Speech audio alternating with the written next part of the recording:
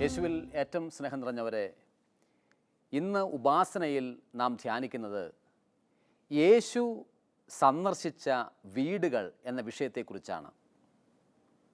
നമുക്കെല്ലാവർക്കും സുപരിചിതമായൊരു വചനമുണ്ട് ബൈബിളിൽ. വെളിപാടിൻ്റെ പുസ്തകം 3-ാമത്തെ അധ്യായം 20-ാമത്തെ തിരുവചനം. ഇതാ, ഞാൻ നിങ്ങളുടെ വീടുകളുടെ വാതിലിൽ വന്ന് മുട്ടുന്നു. നിങ്ങൾ വാതിൽ തുറന്നു തന്നാൽ ഞാൻ അകത്ത് പ്രവേശിക്കുകയും നാം ഒരുമിച്ച് ഭക്ഷണം കഴിക്കുകയും ചെയ്യും. നമ്മുടെ വീടിൻ്റെ മുമ്പിൽ വാതിൽക്കൽ മുട്ടിക്കൊണ്ട് നാം വാതിൽ തുറന്ന് കൊടുക്കുന്നത് നോക്കിക്കൊണ്ട് കാത്തിരിക്കുന്ന ഒരു കർത്താവിനെക്കുറിച്ച് ചിന്തിക്കുന്നത് പോലും എത്രയോ അനുഗ്രഹമാണ് എന്ന് നമ്മൾ ഓർക്കണം. നമ്മുടെ എല്ലാവരുടെയും വീടിൻ്റെ പുറത്ത്, വീടിൻ്റെ ഉമ്മറത്ത് യേശു കാത്തിരിക്കുകയാണ് വാതിലൊക്കെ മുട്ടിക്കൊണ്ട്. ആരൊക്കെ വാതിൽ തുറന്നു തരുന്നുണ്ടോ അവരുടെ എല്ലാവരുടെയും അടുത്തേക്ക് യേശു പ്രവേശിക്കുന്നു. അവരോട് ഒരുമിച്ച് ആഘോഷകരമായൊരു ഭക്ഷണം പോലും കഴിക്കാൻ യേശു തയ്യാറാണെന്ന്. ബൈബിളിൽ പുതിയ നിയമത്തിലുടനീളം യേശുവിൻ്റെ പരസ്യകാല ജീവിതത്തിൽ യേശു സന്ദർശിച്ച ഒട്ടേറെ ഭവനങ്ങളെ നാം കാണുന്നുണ്ട്. പത്രോസിൻ്റെ വീട്ടിൽ യേശു പോകുന്നുണ്ട്, സക്കേവൂസിൻ്റെ വീട്ടിൽ യേശു പോകുന്നു, കാനായിൽ യേശു പോകുന്നു, കഫർനാമിലെ ശിമയോൻ്റെ വീട്ടിൽ യേശു പോകുന്നു, ലാസറിൻ്റെ വീട്ടിൽ യേശു പോകുന്നു എന്ന് തുടങ്ങി ഒട്ടേറെ ഭവനങ്ങളിൽ യേശു പ്രവേശിക്കുന്നുണ്ട്. ഓരോ ഭവനത്തിലേക്ക് യേശു പ്രവേശിക്കുന്നതിൻ്റെ പിറകിലും യേശുവിന് വളരെ കൃത്യമായ ഒരു പർപ്പസുണ്ട്. ഉദാഹരണത്തിന്, പത്രോസിൻ്റെ വീട്ടിലേക്ക് യേശു പ്രവേശിച്ചത് പത്രോസിൻ്റെ ഭവനത്തിൽ ഇതാ രോഗിയായി കിടക്കുന്ന അമ്മായിയമ്മയുടെ അസുഖം മാറ്റുന്നതിന് വേണ്ടിയിട്ടാണ്. കാനായിൽ യേശു പ്രവേശിക്കുന്നത് ആ ഭവനത്തിൽ ഉണ്ടാകുന്ന അശുഭകരമായേക്കാവുന്നൊരു മുഹൂർത്തത്തെ രൂപാന്തരപ്പെടുത്തി വെള്ളം വീഞ്ഞാക്കി മാറ്റുന്നതിന് വേണ്ടിയിട്ടാണ്. സക്കേവൂസിൻ്റെ വീട്ടിലേക്ക് യേശു പ്രവേശിക്കുന്നത് ആ ഭവനത്തിന് രക്ഷ കൊണ്ടുവരുന്നതിന് വേണ്ടിയിട്ടാണ്. ജായിറോസിൻ്റെ വീട്ടിൽ യേശു പ്രവേശിക്കുന്നത് 12 വയസ്സ് മാത്രം പ്രായമുള്ള കുഞ്ഞ് ജീവനറ്റുപോയി ആ കുഞ്ഞിനെ ജീവനിലേക്ക് തിരിച്ചു കൊണ്ടുവരുന്നതിന് വേണ്ടിയിട്ടാണ്. ഇങ്ങനെ ഓരോ ഭവനത്തിലേക്ക് യേശു പ്രവേശിക്കുന്നതിൻ്റെ പിറകിലും യേശുവിന് കൃത്യമായ ഒരു പർപ്പസുണ്ട്. ബൈബിളിൽ യേശു ഏറ്റവും അധികം പ്രാവശ്യം പോയിരിക്കുന്ന ഒരു വീടുണ്ട്. ആ വീടിനെക്കുറിച്ചാണ് നമ്മളിന്ന് ധ്യാനിക്കുന്നത്. ആ വീട് മറ്റാരുടെയുമല്ല, ലാസറിൻ്റെ വീടാണ്. ബഥാനിയായിലെ വീടെന്ന് പല പ്രാവശ്യം ബൈബിൾ ആവർത്തിച്ചു പറയുന്ന വീട്. ചിലപ്പോഴെങ്കിലും മർത്തായുടെയും മറിയത്തിൻ്റെയും വീടെന്ന് പറയുന്ന വീട്. 3 പേര് കൂടുന്ന ഒരു ചെറിയ വീടാണ് ജെറുസലേമിൽ നിന്ന് അധികം ദൂരത്തല്ലാത്ത ബഥാനിയായിലെ മർത്തായുടെയും മറിയത്തിൻ്റെയും ലാസറിൻ്റെയും വീട്. യേശു പല പ്രാവശ്യം ഈ വീട്ടിൽ പോയിട്ടുണ്ട്. ബൈബിൾ എഴുതപ്പെട്ട കാലത്തും അതിനുശേഷവും ഈ ഭവനവുമായി ബന്ധപ്പെട്ട് യേശുവിൻ്റെ ബന്ധം പല വെളിപാടുകളിലൂടെയും പല വിധത്തിലുള്ള ഗ്രന്ഥകർത്താക്കളും രേഖപ്പെടുത്തുന്നുണ്ട്. ഉദാഹരണത്തിന്, യേശുവിന് പരസ്യകാല ജീവിതത്തിൽ സാമ്പത്തികമായ ബുദ്ധിമുട്ട് വരുന്ന നേരത്ത് യേശുവിനെ ഏറെ സഹായിച്ചു കൊണ്ടിരുന്ന വീടാണ് ലാസറിൻ്റെ വീട് എന്ന് പറയപ്പെടുന്നുണ്ട്. ജെറുസലേമിലെ പെസഹാ തിരുനാൾ ആഘോഷിക്കാൻ പോകുന്ന നേരത്ത് നമ്മൾ ഒരുപാട് എല്ലാ വർഷവും കഴിക്കുന്ന, പ്രത്യേകിച്ചും ദുഃഖശനിയാഴ്ച ദിവസങ്ങളിൽ കഴിക്കുന്ന കോഴിക്കട്ട ഉണ്ടാക്കിയ വീടാണ് ലാസറിൻ്റെ വീട് എന്ന് പറയപ്പെടുന്നുണ്ട്. യേശുവ് പല ദിവസങ്ങളിലും അന്തിയുറങ്ങാൻ ഇടം കൊടുത്തിരിക്കുന്ന വീടാണ് ലാസറിൻ്റെ വീട് എന്ന് പറയപ്പെടുന്നുണ്ട്.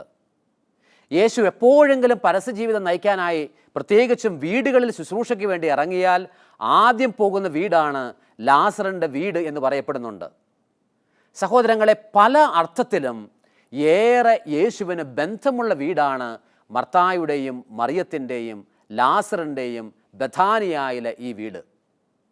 ഈ വീട്ടിൽ യേശു സന്ദർശിച്ച 3 സംഭവങ്ങൾ ബൈബിളിൽ രേഖപ്പെടുത്തിയിരിക്കുന്നത് നമുക്ക് കാണാം.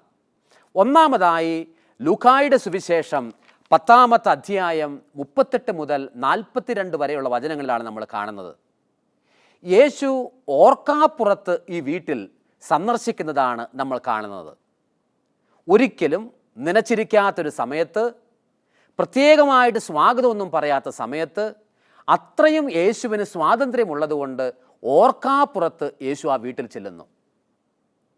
ഓർക്കാപ്പുറത്ത് പോലും ഞാനും നിങ്ങളുമാകുന്ന വീട്ടിൽ യേശുവിന് പ്രവേശനം കൊടുത്താൽ യേശു 2 കാര്യങ്ങൾ ചെയ്യുമെന്ന് ഈ വീട്ടിലേക്ക് നോക്കുമ്പോൾ നമുക്ക് മനസ്സിലാകും. യേശു ചെയ്യുന്ന ഒന്നാമത്തെ കാര്യം, നമ്മുടെ വീട്ടിലെ എല്ലാ ഡീറ്റെയിൽസിലേക്കും യേശു പ്രവേശിക്കും. നമ്മുടെ കുടുംബത്തിൻ്റെ എല്ലാ വിശദാംശങ്ങളിലേക്കും യേശു പ്രവേശിക്കും. രണ്ടാമതായി യേശു ചെയ്യുന്ന കാര്യം, യേശു നമ്മുടെ കുടുംബത്തിലെ ഏറ്റവും മൈന്യൂട്ടായ കാര്യങ്ങളിൽ പോലും തിരുത്തലുകൾ തരും. നമുക്ക് ലാസറിൻ്റെ വീട്ടിലേക്ക് വരാം. ഓർക്കാപ്പുറത്ത് യേശു ലാസറിൻ്റെ വീട് സന്ദർശിക്കുന്നു. ലൂക്കായുടെ സുവിശേഷം 10-ാമത്തെ അധ്യായത്തിൽ. അവിടെ ഒരിക്കലും പ്രതീക്ഷിക്കാത്ത നേരത്തെ ചെല്ലുന്നത് കൊണ്ട് മർത്തായും മറിയവും കൂടി ഒരു ബഹളമാണ്. യേശുവിന് എന്തു കൊടുക്കണം? ലാസർ ആ സമയത്ത് വീട്ടിലില്ല. ഇതാ മറിയമാകട്ടെ ഏറെ സ്നേഹത്തോടെ ശുശ്രൂഷിച്ചു കൊണ്ടിരിക്കുകയാണ്. സഹോദരൻ, നമുക്കറിയാമല്ലോ, ഏതൊരു വീട്ടിലേക്ക് നമ്മൾ ഗസ്റ്റായിട്ട് ചെന്നാലും, നമ്മളെപ്പോൾ അതിഥിയായിട്ട് ചെന്നാലും ആതിഥേയനാണ് കാര്യങ്ങളെല്ലാം ഒരുക്കി തരുന്നത്. അതുകൊണ്ട് നമ്മുടെ അടുക്കള വിശേഷങ്ങളൊന്നും നമ്മുടെ ഗസ്റ്റിനെ നമ്മൾ അറിയിക്കാറില്ല. ഉദാഹരണത്തിന് ഭാര്യയും ഭർത്താവും തമ്മിലുള്ള തല്ലൊന്നും പുറത്ത് നമ്മൾ കാണിക്കില്ല. പിള്ളേർ തമ്മിലുള്ള പ്രശ്നങ്ങൾ കാണിക്കില്ല. പ്രാർത്ഥിക്കാറുണ്ടോ ഇല്ലയോ എന്നൊന്നും കാണിക്കില്ല. പ്രാർത്ഥിക്കുന്നില്ലെങ്കിലും പ്രാർത്ഥിക്കുന്നു എന്നുള്ള വ്യാജേന ആവശ്യമില്ലാത്തമായ ഭക്തിയൊക്കെ കാണിക്കാറുള്ളൂ. ഒരിക്കലും അതിഥിയുടെ മുമ്പിൽ നമ്മൾ നമ്മുടെ വീട്ടിലെ സ്വകാര്യമായ കുശുമ്പും കുന്നായ്മയും ഒന്നും ഒരിക്കലും പറയാറില്ല. എന്നാൽ മർത്തായുടെയും മറിയത്തിൻ്റെയും ഈ വീട്ടിൽ ചെല്ലുമ്പോൾ കാണുന്നത് വളരെ വ്യത്യസ്തമായ കാര്യമാണ്. മറിയം ഈശോയുടെ കാലിൽ ഇതാ ഈശോയ്ക്ക് അർപ്പണം അർപ്പിച്ചുകൊണ്ട്, ആരാധനകൾ അർപ്പിച്ചുകൊണ്ട് കാത്തിരിക്കുന്നു ഈശോയുടെ വചനം കേട്ട്. മർത്ത ഓടി നടന്ന് ശുശ്രൂഷ ചെയ്യുകയാണ് അടുക്കളയിൽ. ഉടനെ തന്നെ അവൾ വീണ്ടും ഈശോയുടെ അടുത്തേക്ക് വന്നുകൊണ്ട് പറഞ്ഞു, കണ്ടില്ലേ, അവൾ നിൻ്റെ മുമ്പിൽ വെറുതെ ഇരിക്കുന്നു, ഞാനാകട്ടെ ഓടി നടക്കുന്നു. അവളോട് പറ, എൻ്റെ അടുത്ത് വരാൻ പറ, എന്നോടൊപ്പം സഹായിക്കാൻ പറ, എങ്കിലല്ലേ നിന്നെ ശുശ്രൂഷിക്കാൻ നിനക്ക് ഭക്ഷണം തരാനായിട്ട് പറ്റൂ. സഹോദരങ്ങളെ, അതിഥിയായിട്ട് കടന്നു വന്ന യേശു സത്യത്തിൽ അവിടെ ആതിഥേയനായിട്ട് മാറുകയാണ്. എന്ന് പറഞ്ഞാൽ യേശുവിന് ആ കുടുംബത്തിൻ്റെ മേൽ അത്രമേൽ സ്വാധീനമുണ്ട് എന്നാണ് അതിൻ്റെ അർത്ഥം. പെങ്ങന്മാർ തമ്മിലുള്ള, കുടുംബത്തിലെ 2 അംഗങ്ങൾ തമ്മിലുള്ള വഴക്കോ വിഷമങ്ങളോ പോലും യേശുവിൻ്റെ മുമ്പിൽ, വെറും ഗസ്റ്റിൻ്റെ മുമ്പിലല്ല, അതിഥിയുടെ മുമ്പിലല്ല, യേശു എന്നുള്ള വലിയ വ്യക്തിയുടെ മുമ്പിൽ, ആതിഥേയൻ്റെ മുമ്പിൽ കൊടുക്കാൻ തക്ക വിധത്തിലുള്ള വലിയൊരു ബന്ധം യേശുവുമായി ബന്ധപ്പെട്ട് ആ കുടുംബത്തിലുണ്ടായിരുന്നു. നമ്മൾ ഓർക്കണം, നമ്മുടെ കുടുംബത്തിലെ ഏറ്റവും രഹസ്യമായ കാര്യങ്ങൾ പോലും യേശുവുമായി പങ്കുവെക്കാൻ, യേശുവിൻ്റെ മുമ്പിൽ തുറന്നു കൊടുക്കാൻ എനിക്കും നിങ്ങൾക്കും കഴിയാറുണ്ടോ? ഒരു പക്ഷേ കുശുമ്പായിരിക്കാം, ഒരു പക്ഷേ ഒരുപാട് വിഷമകരമായ കാര്യങ്ങളായിരിക്കാം. മറിയവും മർത്തായും വലിയ സ്നേഹമുള്ളവരാണ്. എന്നിരുന്നാൽ പോലും മർത്ത ഓടി നടന്ന് കാര്യങ്ങൾ ചെയ്യാൻ മാത്രം ഇഷ്ടപ്പെടുന്നവളാണ്. മറിയമാകട്ടെ യേശുവിൻ്റെ മുമ്പിൽ ഇരിക്കാൻ മാത്രം ഇഷ്ടപ്പെടുന്നവളും. യേശു പറഞ്ഞു, തുടർന്ന് യേശു തിരുത്തൽ എന്ന് പറയുന്ന അടുത്ത പ്രക്രിയയിലേക്ക് മാറുകയാണ്. യേശു പറഞ്ഞു, മർത്ത, നീ ഒരുപാട് കാര്യങ്ങളിൽ വ്യാകുലപ്പെട്ടാണ് നടക്കുന്നത്. നീ ഓടി നടക്കുകയാണ്. കാര്യം ശരിയാണ്, എനിക്ക് ഭക്ഷണം തരാൻ വേണ്ടിയിട്ടാണ്, എനിക്ക് കാര്യങ്ങൾ നിർവഹിച്ച് തരാൻ വേണ്ടിയിട്ടാണ്. പക്ഷെ ഒരു കാര്യം ഓർക്കണം, ഏറ്റവും നല്ലൊരു കാര്യം മറിയം ചെയ്തു. കാരണം സൃഷ്ടാവായ ദൈവത്തിൻ്റെ പുത്രനായ ക്രിസ്തുവായിട്ടാണ് ഞാനിവിടെ വന്നിരിക്കുന്നത്. ഭക്ഷണം എനിക്ക് ആവശ്യമായിരിക്കാം മാനുഷികമായി, എന്നാൽ ഞാൻ ജീവൻ്റെ അപ്പമായിട്ടുള്ള വ്യക്തിയാണ്. എൻ്റെ മുമ്പിൽ നീ ഇരിക്കുക എന്ന് പറയുന്നതാണ് ഏറ്റവും പരമപ്രധാനമായിരിക്കുന്നത്. ബാക്കിയെല്ലാം പിന്നീട് ക്രമപ്പെടുത്തേണ്ട കാര്യമാണ്. അപ്പോൾ നീ ഇത്ര കണ്ട് വ്യാകുലപ്പെട്ട് ഓടി നടക്കേണ്ട ആവശ്യമില്ല. ഒരു തിരുത്തൽ ആ വീട്ടിൽ യേശു കൊടുക്കുകയാണ്. സഹോദരങ്ങളെ, നമ്മൾ ഓർക്കണം, പലപ്പോഴും നമ്മുടെ വീടുകളിൽ, നമ്മുടെ സമൂഹങ്ങളിൽ, സന്യാസ ഗൃഹങ്ങളിൽ, ഗുരുശിഷ്യ ബന്ധങ്ങളിൽ, പ്രാർത്ഥനാ സമൂഹങ്ങളിൽ തിരുത്തൽ കൊടുക്കാനുള്ള സ്വാതന്ത്ര്യം ഇന്ന് ഒരുപാട് നഷ്ടമായിട്ടുണ്ട്. സെമിനാരികളിൽ ഗുരുക്കന്മാർക്ക് ബ്രദേഴ്സിനെ തിരുത്താനുള്ള സ്വാതന്ത്ര്യം നഷ്ടമായി, ആത്മകരുത്ത് നഷ്ടപ്പെടുന്നു. മാതാപിതാക്കൾക്ക് കുഞ്ഞുങ്ങളെ തിരുത്താൻ പേടിയാണ്. ചില രാജ്യങ്ങളിൽ കുഞ്ഞുങ്ങളെ ഒരല്പം ശകാരിക്കുകയും അല്പം ശാരീരികമായി ഉപദ്രവിക്കുകയും ചെയ്താൽ പോലീസ് പിടിച്ചു കൊണ്ടുപോകുമെന്ന് സംശയം. മകളോട് എങ്ങനെ വിളിക്കുമെന്ന് സംശയം. ഞാൻ ഓർക്കുന്നു, ഇന്ത്യക്ക് പുറത്തുള്ള ഒരു രാജ്യത്ത് മകളെ വിളിക്കാൻ പോലും മുറിയിൽ ചെന്നുകൊണ്ട് സ്വന്തം അപ്പന് വാതിലൊക്കെ മുട്ടിക്കൊണ്ട്, മോളെ ഇതാ അച്ഛന്മാർ വന്നിട്ടുണ്ട് എന്ന് വിളിക്കാൻ പോലും പേടിയാണ്. മറ്റൊന്നുകൊണ്ടുമല്ല, അവൾ എങ്ങനെ പ്രതികരിക്കുമെന്ന് സംശയം. ആര് നമ്മുടെ മക്കളെ തിരുത്തും? ആര് നമ്മുടെ ജൂനിയേഴ്സിനെ തിരുത്തും? ആര് ശിഷ്യന്മാരെ തിരുത്തും? ആര് പ്രാർത്ഥനാ ഗ്രൂപ്പിൽ അംഗങ്ങളെ തിരുത്തും? സഹോദരങ്ങളെ, ഓർക്കാപ്പുറത്ത് പോലും കടന്നു വരാൻ യേശുവിന് സ്വാതന്ത്ര്യം കൊടുത്ത് അത്ര കണ്ട് ഓപ്പൺ മൈൻഡഡായി നമ്മുടെ മനസ്സും നമ്മുടെ ശുശ്രൂഷകളും നമ്മളുടെ കൂട്ടായ്മകളും നമ്മുടെ കുടുംബവും നമ്മളുടെ സന്യാസഗൃഹങ്ങളും നമ്മുടെ വിദ്യാപീഠങ്ങളും രൂപപ്പെട്ടെങ്കിലേ തിരുത്താൻ അവകാശമുള്ള യേശുവിൻ്റെ മനസ്സ് ഗുരുഭൂതർക്കുണ്ടാകൂ, മാതാപിതാക്കൾക്കുണ്ടാകൂ, പ്രാർത്ഥനാ ഗ്രൂപ്പ് ലീഡേഴ്സിനുണ്ടാകൂ, വിദ്യാപീഠങ്ങളിലെ പ്രൊഫസേഴ്സിനുണ്ടാകൂ. അല്ലെങ്കിൽ തിരുത്തൽ എന്ന് പറയുന്ന പ്രക്രിയ എല്ലാ കാലത്തേക്കും അന്യമാകും. സഹോദരങ്ങളെ, യേശു ഓർക്കാപ്പുറത്ത് നമ്മുടെ വീട്ടിലേക്ക് പ്രവേശിക്കും. സാധാരണമായ ദിവസം യേശു പ്രവേശിക്കും. നമ്മുടെ വീട്ടിൽ സാധാരണമായ സമയങ്ങളിൽ പ്രവേശിക്കുന്ന യേശുവിനെ ഹൃദയത്തിൽ ഏറ്റുവാങ്ങാനും സ്വാഗതം കൊടുക്കാനും എനിക്ക് നിങ്ങൾക്കും കഴിയണം. ഇനി ഓർക്കാപ്പുറത്ത് മാത്രമല്ല യേശു വരുന്നത്. യേശു രണ്ടാമതായി നമ്മളുടെ ഭവനങ്ങളിലേക്ക് പ്രവേശിക്കുന്നത്, ലാസറിൻ്റെ വീട്ടിലേക്ക് പ്രവേശിക്കുന്നത് പോലെ തന്നെ ഏറ്റവും കഠിനമായ ദുഃഖത്തിൻ്റെ സമയത്താണ്. യോഹന്നാൻ്റെ സുവിശേഷം 11-ാം അധ്യായം 1 മുതൽ 44 വരെയുള്ള വചനങ്ങളിലാണ് നമ്മൾ കാണുന്നത്. യേശു ലാസറിൻ്റെ വീട്ടിൽ രണ്ടാമതായി പ്രവേശിക്കുന്നത് കഠിനമായ ഒരു ദുഃഖം ആ വീട്ടിലുള്ള സമയത്താണ്. മറ്റൊന്നുമല്ല, ഏകപ്പെട്ട തങ്ങളുടെ ആങ്ങള ലാസർ മരിച്ചുപോയി. അപ്പോൾ ലാസറിന് രോഗമുണ്ടെന്ന് യേശുവിനെ നേരത്തെ അറിയിച്ചതാണ്. യേശുവിന് സത്യത്തിൽ 3 കിലോമീറ്ററിലധികം യാത്ര ചെയ്യേണ്ട ആവശ്യമില്ല ലാസറിൻ്റെ വീട്ടിലെത്താൻ. എന്നിട്ടും ഈശോ ലാസറിൻ്റെ വീട്ടിൽ ചെല്ലണില്ല. അവരാകപ്പാടെ വിഷമിച്ചു. ലാസർ മരിച്ചുപോയി. എല്ലാ വിധത്തിലും അവർ തകർന്നുപോയി. കാരണം അവരുടെ കുടുംബത്തിൽ അധ്വാനിക്കുന്ന ലാസർ, അവരുടെ കുടുംബത്തിൽ അന്നേപ്പത്തിനുള്ള വക സമ്പാദിക്കുന്ന ലാസർ, കുടുംബത്തെ മുഴുവൻ ചേർത്ത് വയ്ക്കുന്ന ലാസർ മരിച്ചുപോയി. അവരുടെ മുഴുവൻ പ്രതീക്ഷയും പ്രത്യാശയും നഷ്ടപ്പെട്ട ദിവസമാണ് യേശു അവരുടെ വീട്ടിലേക്ക് പ്രവേശിക്കുന്നത്. നമ്മുടെയും ഏറ്റവും കഠിനമായ ദുഃഖമുള്ള ദിവസങ്ങളിലും ഓർക്കാപ്പുറത്ത് എന്നതുപോലെ യേശു പ്രവേശിക്കും. മധ്യ അമേരിക്കയിലെ ഒരു പ്രധാനപ്പെട്ട രാജ്യമാണ് കോസ്റ്ററിക്ക എന്ന് പറയുന്ന രാജ്യം.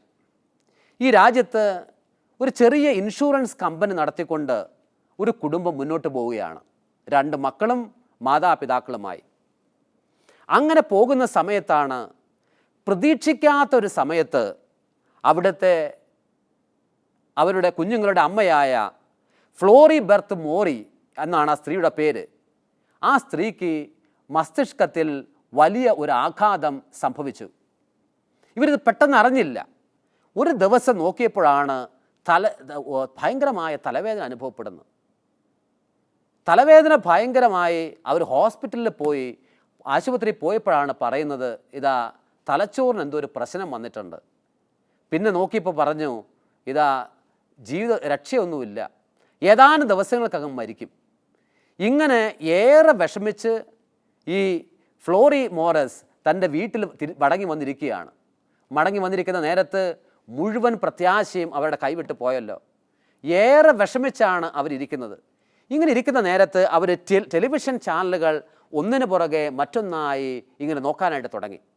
ടെലിവിഷൻ ചാനൽ ഒന്നിനു പുറകെ മറ്റൊന്നായി റിമോട്ട് ചലിപ്പിച്ചുകൊണ്ടിരിക്കുന്നതിനിടയിൽ ഒരു പ്രത്യേകമായൊരു ടെലിവിഷൻ ചാനൽ വന്നു കഴിഞ്ഞപ്പോൾ അതിൽ ജോൺ പോൾ രണ്ടാമൻ മാർപ്പാപ്പയെ വാഴ്ത്തപ്പെട്ടവനായി ഉയർത്തുന്ന കർമ്മം ലൈവായി ടെലികാസ്റ്റ് ചെയ്യുകയാണ് വാറ്റിക്കാനിൽ നിന്നും. ഈ കാഴ്ചയാണ് ഈ ഫ്ലോറി ബെർത്ത് മോറി എന്ന് പറയുന്ന സ്ത്രീ കാണുന്നത്. ഇത് കണ്ട മാത്രയിൽ എന്തെന്നില്ലാത്ത വിധത്തിൽ ജോൺ പോൾ രണ്ടാമൻ മാർപ്പാപ്പയുടെ ഛായാചിത്രങ്ങളിൽ നിന്ന് വലിയൊരു ശക്തി ഇവളിലേക്ക് പ്രവഹിക്കുന്നത് പോലെ ഇവൾക്ക് അനുഭവപ്പെട്ടു. ഇത് നടക്കുന്നത് 2011 മെയ് മാസം 11-ാം തീയതിയാണ്. ഈ സംഭവം വറ്റിക്കാനിൽ നടത്തുന്നത് ലൈവായിട്ട് ടെലിവിഷനിലൂടെ വന്നുകൊണ്ടിരിക്കുകയാണ്.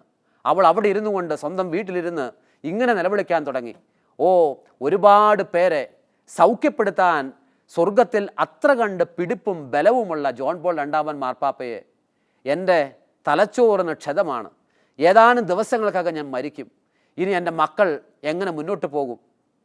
എൻ്റെ ഹസ്ബൻഡ് എങ്ങനെ ജീവിക്കും? എനിക്ക് ഒരുപാട് വിഷമതകളുണ്ട്. ഒരു കാര്യം എനിക്ക് ഉറപ്പാണ്, അങ്ങ് സ്വർഗത്തിലെ ഈശോയോട് പറഞ്ഞാൽ എനിക്ക് സൗഖ്യം കിട്ടും, എനിക്കത് തന്നേ മതിയാകൂ. ഒരു വാശിയോടെ, ഒപ്പം വിഷമത്തോടു കൂടി സഹോദരങ്ങളെ ഈ സ്ത്രീ പറയാൻ തുടങ്ങി. ഇതാ പറയപ്പെടുന്നത്, ആ ചടങ്ങ് റോമിൽ നിന്ന് ടെലികാസ്റ്റ് ചെയ്തുകൊണ്ടിരുന്ന് ഇത് കാണുന്ന സമയം തന്നെ ഈ സ്ത്രീയുടെ തലച്ചോറിൽ എന്തെന്നില്ലാത്ത വിധത്തിൽ ഒരു മരവിപ്പ് അനുഭവപ്പെട്ടു. പിറ്റേ ദിവസം പ്രഭാതത്തിൽ ഒരിക്കൽ കൂടി അവർ ഹോസ്പിറ്റലിൽ കൊണ്ടുപോയി.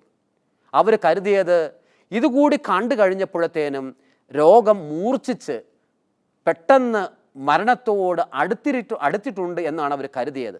ഹോസ്പിറ്റലിൽ ചെന്ന് കഴിഞ്ഞപ്പോഴാണ് മനസ്സിലാകുന്നത്, മസ്തിഷ്കത്തിന് സംഭവിച്ച ആഘാതത്തെക്കുറിച്ചുള്ള ആ രോഗത്തെക്കുറിച്ചുള്ള യാതൊരു വിവരവും ശേഷിപ്പിക്കാത്ത വിധത്തിൽ അവരുടെ തലച്ചോറ് സൗഖ്യപ്പെട്ടിരിക്കുന്നു. അവർക്ക് പരിപൂർണമായ സൗഖ്യം ലഭിച്ചിരിക്കുന്നു.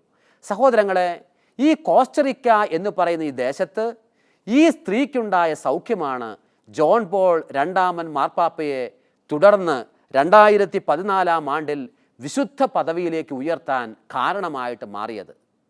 കഠിനമായ ദുഃഖത്തിൽ യേശു നിങ്ങളുടെ കുടുംബത്തിലേക്ക് പ്രവേശിക്കുന്നുണ്ട്.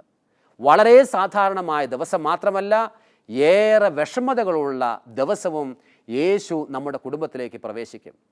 സാധാരണയായി സഹോദരങ്ങളെ നമ്മൾ ഓർക്കണം, നമ്മൾ ഒരു പരാതി നമ്മുടെ സഹോദരങ്ങളോട് പങ്കുവെക്കുമ്പോൾ അത് പരിഭവമാണ്. എന്നാൽ നമ്മുടെ പരാതി യേശുവിൻ്റെ മുമ്പിൽ നമ്മൾ ഉയർത്തുമ്പോൾ അത് പരിഭവമല്ല, മറിച്ച് അത് പ്രാർത്ഥനയാണ്. ഭർത്താവും മറിയവും ഇങ്ങനെ പറയാൻ തുടങ്ങി, ഇതാ നീ ഇവിടെ ഉണ്ടായിരുന്നെങ്കിൽ എൻ്റെ സഹോദരൻ മരിക്കുകയില്ലായിരുന്നു. തുടർന്ന് വീണ്ടും അവർ പറയുകയാണ്, യേശുവേ, നീ ചോദിക്കുന്നത് എന്തും സ്വർഗത്തിലെ അപ്പൻ നിനക്ക് തരുമെന്ന് ഞങ്ങൾക്ക് ഉറപ്പുണ്ട്. അവർ മറ്റാരോടുമല്ല പറഞ്ഞത്. കാരണം പരാതികൾ മനുഷ്യരോട് പറയുന്നത് പരിഭവമാണ്, ദൈവത്തോട് പറയുന്നതാകട്ടെ പ്രാർത്ഥനയുമാണ്. അതുകൊണ്ട് അവർ ദൈവപുത്രൻ്റെ മുമ്പിലാണ് ഉയർത്തുന്നത്. നീ ഉണ്ടായിരുന്നെങ്കിൽ മരിക്കുകയില്ലായിരുന്നു, നീ ചോദിച്ചാൽ സകലതും തരും. അത് പ്രാർത്ഥനയായിട്ട് ഉയർന്നു. ലാസറിനെ കർത്താവ് ജീവനിലേക്ക് പ്രവേശിപ്പിക്കുന്നു. മാതാപിതാക്കളെ, സഹോദരങ്ങളെ, നമ്മുടെ ജീവിതത്തിലെ കഠിനമായ ദുഃഖങ്ങളിൽ യേശു പ്രവേശിക്കുന്നുണ്ട്. സാധാരണമായ ദിവസം പ്രവേശിക്കുന്നത് പോലെ കഠിനമായ ദുഃഖങ്ങളിലും യേശു പ്രവേശിക്കുന്നു. മൂന്നാമതായി യേശു പ്രവേശിക്കുന്നത് നമ്മുടെ സന്തോഷങ്ങളുടെ ദിവസങ്ങളിലാണ്. യോഹന്നാൻ്റെ സുവിശേഷം 12-ാം അധ്യായം 1 മുതൽ 8 വരെയുള്ള വചനങ്ങളിൽ നമ്മളത് കാണുന്നുണ്ട്. പെസഹായ്ക്ക് 6 ദിവസം മുമ്പ് ഉയർത്തെഴുന്നേറ്റ ലാസറുമായി ഒരുമിച്ച്, അല്ലെങ്കിൽ യേശു ഉയർപ്പിച്ച ലാസറുമായി ഒരുമിച്ച് ഡിന്നർ കഴിക്കാൻ വേണ്ടി ഒരിക്കൽ കൂടി ലാസറിൻ്റെ വീട്ടിലേക്ക് യേശു ചെല്ലുകയാണ്. നമ്മൾ ഓർക്കണം, സാധാരണമായ ദിവസം മാത്രമല്ല, വേറെ വിഷമിക്കണ സമയത്ത് മാത്രമല്ല യേശു നമ്മുടെ വീട്ടിലേക്ക് വരുന്നത്. എന്ന് പറഞ്ഞാൽ നമ്മുടെ ഹൃദയങ്ങളിലേക്ക് വരുന്നത്. യേശു സന്തോഷത്തിൻ്റെ ദിവസങ്ങളിലും വരും. പിള്ളേർക്ക് നല്ല മാർക്ക് കിട്ടുമ്പോൾ യേശു നമ്മുടെ വീടിൻ്റെ വാതിൽക്കൽ മുട്ടുന്നുണ്ട്. നമ്മുടെ കുഞ്ഞുങ്ങൾ എവിടെയെങ്കിലും പോയി പാട്ട് മത്സരത്തിലും പ്രസംഗ മത്സരത്തിലും ഉന്നതമായ സമ്മാനം കിട്ടുമ്പോൾ അത് ആഘോഷം കുറേ കൂടി ആഘോഷിക്കാൻ യേശു നമ്മുടെ വീട്ടിൽ വരുന്നുണ്ട്. കുഞ്ഞുങ്ങളുടെ ദിവ്യകാരുണ്യ സ്വീകരണം വീട്ടിൽ ആഘോഷിക്കുന്ന സമയത്ത് യേശു നമ്മുടെ വീട്ടിൽ വരുന്നുണ്ട് നമ്മോടൊപ്പം ആഘോഷിക്കാൻ. വീട്ടിലൊരു കല്യാണം നടക്കുന്ന സമയത്ത്, ഒരു വിവാഹ വാർഷികം നടക്കുന്ന സമയത്ത് മുഴുവൻ ആഘോഷങ്ങളിലും പങ്കെടുക്കാൻ യേശു നമ്മുടെ വീട്ടിൽ വരുന്നുണ്ട്. ദുഃഖിക്കുമ്പോൾ മാത്രമല്ല, സന്തോഷത്തിൻ്റെ സമയത്തും സാധാരണമായ ദിവസവും യേശു നമ്മുടെ വീട്ടിൽ പ്രവേശിക്കുന്നു. നമുക്ക് നമ്മുടെ ഹൃദയത്തിൽ യേശു നമ്മുടെ വീട്ടിൽ വരുന്നതിനെ ഏറെ സ്നേഹത്തോടെ സ്വാഗതം ചെയ്ത്, ഈശോയെ, ഞങ്ങളുടെ വീട്ടിലെ, ഞങ്ങളുടെ ജീവിതങ്ങളിലെ സാധാരണമായ ദിവസവും കഠിനമായ ദുഃഖങ്ങളുള്ള ദിവസവും വലിയ സന്തോഷങ്ങളുടെ ദിവസവും ഒരുപോലെ ഞങ്ങളിലേക്ക് പ്രവേശിക്കാൻ അവിടുന്ന് ഉണ്ടായിരിക്കണമേ എന്ന് നമുക്ക് പ്രാർത്ഥിക്കാം. ഈശോ നമ്മെ എല്ലാവരെയും അനുഗ്രഹിക്കട്ടെ.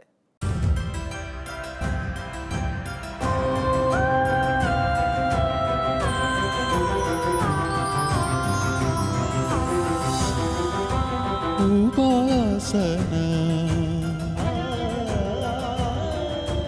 ഉപാസന.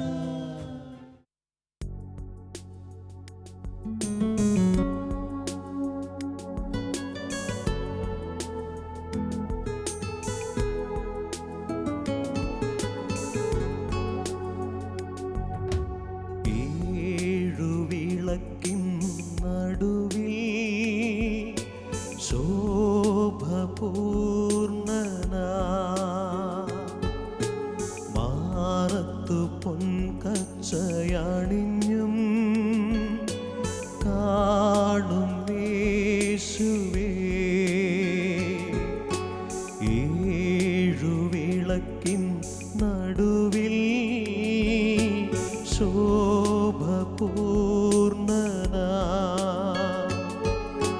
മാറത്തു പൊൻകച്ചയണിഞ്ഞും കാണും യേശുവേ, ആദ്യനും അന്ത്യനും നീ മാത്രമേശുവേ, സ്തുതികൾക്കും പുകഴ്ചയ്ക്കും യോഗ്യനേശുവേ,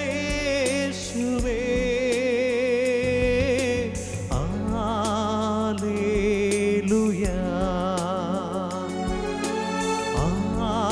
ഹല്ലേലൂയാ,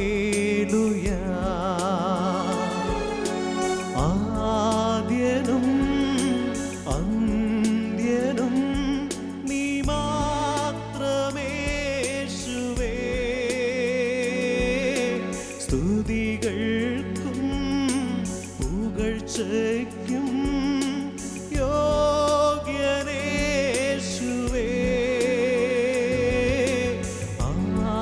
ഹല്ലേലൂയാ,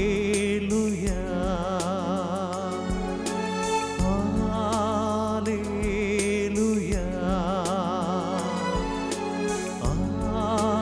ഹല്ലേലൂയാ, ഹല്ലേലൂയാ.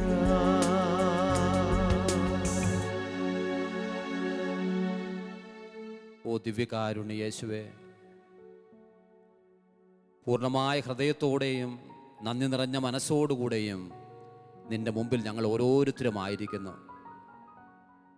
അതേ ആദിയും അന്ത്യവുമായ ദൈവം, ആൽഫയും ഒമേഗയുമായ ദൈവം നമ്മുടെ അടുത്തേക്ക് വരാനും നമ്മെ ഓരോരുത്തരെയും രൂപാന്തരപ്പെടുത്തുവാനും നമ്മളെ ഓരോരുത്തരെയും സന്ദർശിക്കുവാനും നമ്മുടെ അടുത്തായിരിക്കുന്നു.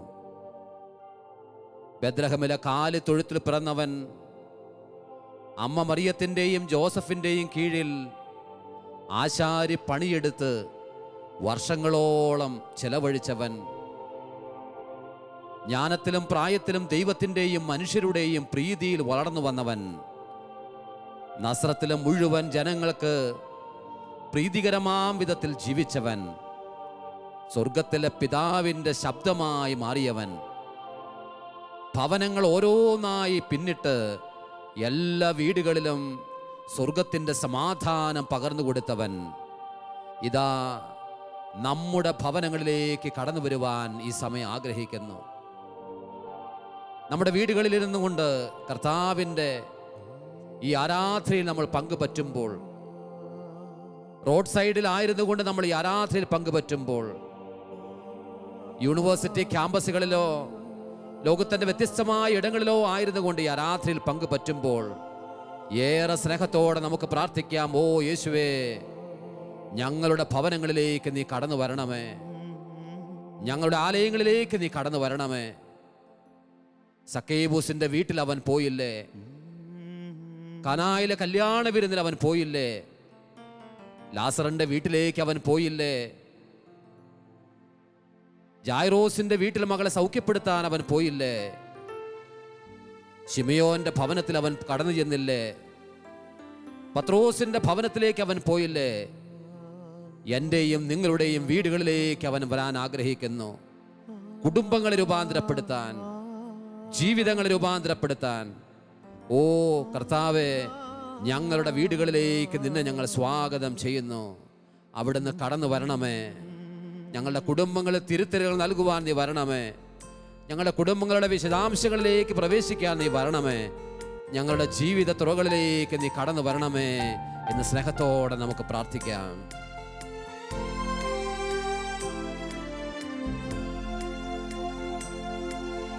കർത്താവേ, അങ്ങന്റെ വീട്ടിൽ വരണം, എൻ വീടിനാനന്ദമുണ്ടാകുവാൻ. കർത്താവേ, അങ്ങന്റെ വീട്ടിൽ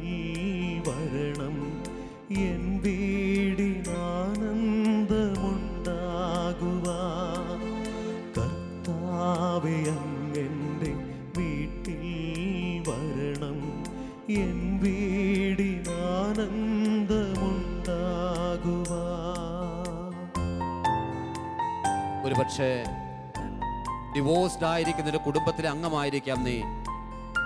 ജീവിത പങ്കാളി വഞ്ചിച്ചതുകൊണ്ട് കുടുംബത്തിൽ തനിയെ ആയിരിക്കുന്ന വ്യക്തിയായിരിക്കാം. മക്കൾ മറ്റേതോ സിറ്റിയിൽ ജോലിക്ക് വേണ്ടി പോയി തനിയെ ആക്കി മാറ്റി നിർത്തപ്പെട്ട ഒരു അമ്മയോ ഒരു പിതാവോ ആയിരിക്കാം നീ. കർത്താവ് നിന്റെ ഭവനത്തിലേക്ക് വരുന്നു. അവൻ്റെ സമാധാനം നിനക്ക് തരാൻ നിന്റെ വീട്ടിലേക്ക് വരുന്നു. ഒരുപക്ഷെ നീ തളർന്നു കിടക്കുന്ന ഒരു രോഗിയായിരിക്കാം. ഒരു വിധത്തിലും സ്ട്രെച്ചറിൽ നിന്ന് എഴുന്നേക്കാൻ കഴിയാത്ത വിധത്തിൽ ജീവിതത്തിൻ്റെ രോഗത്തിൻ്റെ തടവറയിൽ കഴിയുന്ന വ്യക്തി. അതെ, യേശു നിനക്ക് സൗഖ്യത്തിൻ്റെ സന്ദേശവുമായി നിന്റെ വീട്ടിലേക്ക് വരുന്നുണ്ട്. ഓ കർത്താവേ, സ്വർഗം വിട്ടിറങ്ങിയവനെ, അതാ നീ അൾത്താര വിട്ട് ഞങ്ങളുടെ വീടുകളിലേക്ക് ഇറങ്ങുന്നത് ഞങ്ങൾ കാണുന്നു. ഞങ്ങളുടെ അടുത്തേക്ക് വരുന്നത് ഞങ്ങൾ കാണുന്നു. ഞങ്ങളുടെ ഏകാന്തതയിൽ ഞങ്ങൾക്ക് ശാന്തിയും സഹയാത്രികനുമാകുവാൻ, രോഗത്തിൽ ഞങ്ങൾക്ക് സൗഖ്യമാകുവാൻ, ഞങ്ങളുടെ വീടുകളെ ഒരിക്കൽ കൂടി നീ സന്ദർശിക്കാൻ നിന്നെ ഞങ്ങൾ സ്വാഗതം ചെയ്യുന്നു. ഓ കർത്താവേ, വരണമേ. കർത്താവേ, അങ്ങന്റെ വീട്ടിൽ വരണം. എൻ വീട്ടിൽ ശാന്തിയുണ്ടായിടുവാൻ. കർത്താവേ, അങ്ങന്റെ വീട്ടിൽ വരണം. എൻ വീട്ടിൽ സൗഖ്യമുണ്ടായിടുവാൻ. കർത്താവേ, അങ്ങന്റെ വീട്ടിൽ വരണം. എൻ വീട്ടിൽ ശാന്തിയുണ്ടായിടുവാൻ. കർത്താവേ, അങ്ങന്റെ വീട്ടിൽ വരണം. എൻ വീട്ടിൽ സൗഖ്യമുണ്ടായിടുവാൻ. കർത്താവേ, അങ്ങന്റെ വീട്ടിൽ വരണം. എൻ വീടിനാനന്ദമുണ്ടാകുവാൻ. എൻ വീടിനാനന്ദമുണ്ടാകുവാൻ.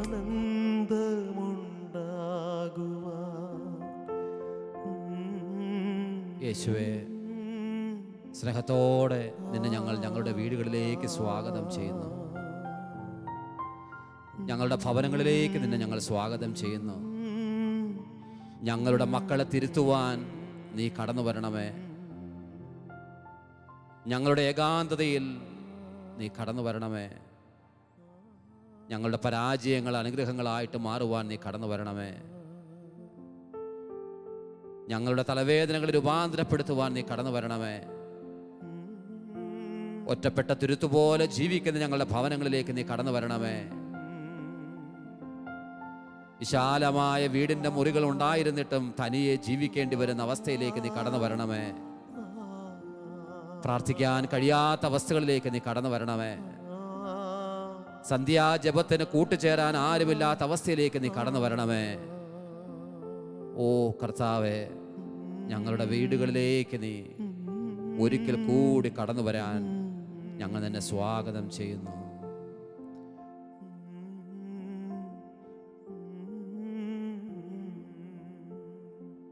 യേശുവേ, രക്ഷകാ